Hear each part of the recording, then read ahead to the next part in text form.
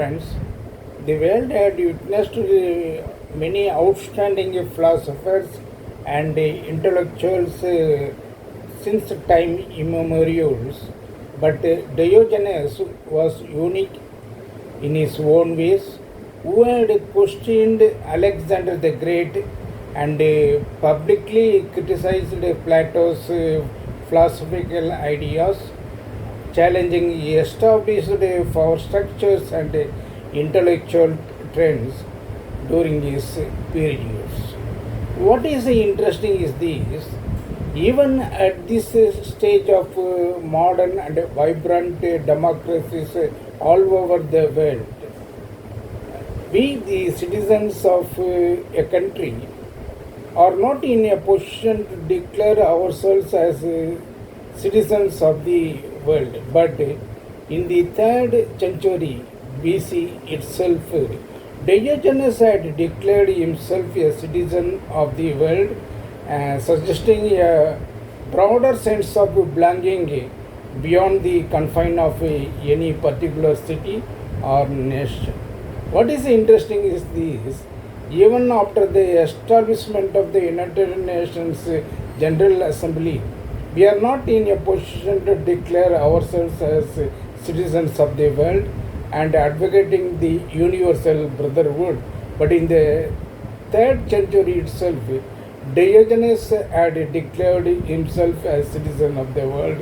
Is quite interesting to note in the history of the world.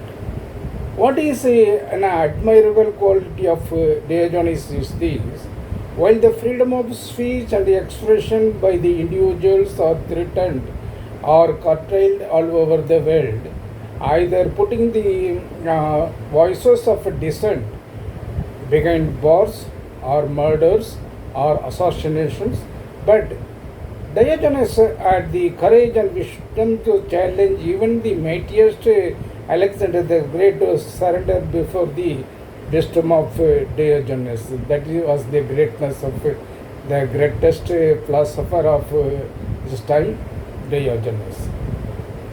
This is the storyline. Alexander the Great visited Diogenes, who was known for his simplicity, wisdom, and unconventional lifestyle, and asked if there was anything you could ask for him. That the greatest conqueror of the world had asked Diogenes to expect anything from the mightiest conqueror of the world. But what Diogenes said, that is, stand out of my sunlight.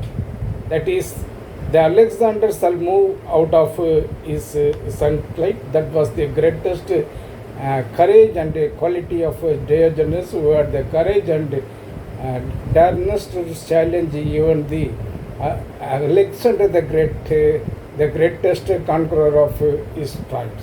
What is interesting is this: Alexander the Great, though he was the greatest conqueror of territories, but he couldn't be able to conquer the wisdom of Diogenes, the greatest warrior of the world at that time. Alexander the Great, while appreciating the wisdom of Diogenes, had expressed in this way: had I not been the Alexander, I would have wished to be Diogenes. That was the greatest quality of the monarch, the Alexander the Great, who had appreciated the decent voices and wisdom of Diogenes. This is the greatness of his thinking of wisdom to be in the highlight forever. That was the greatness of Alexander the Great. On the other hand, what is irony is that even in democracies, the freedom of speech and expression and dissent voices are not allowed by the authorities concerned, but they are suppressing the voices of the freedom of speech and expression. But in monarchy, it had happened. The Alexander the Great appreciated the quality of Diogenes but in democracies it is not happening. It is a mockery of democracy. Thank you so much.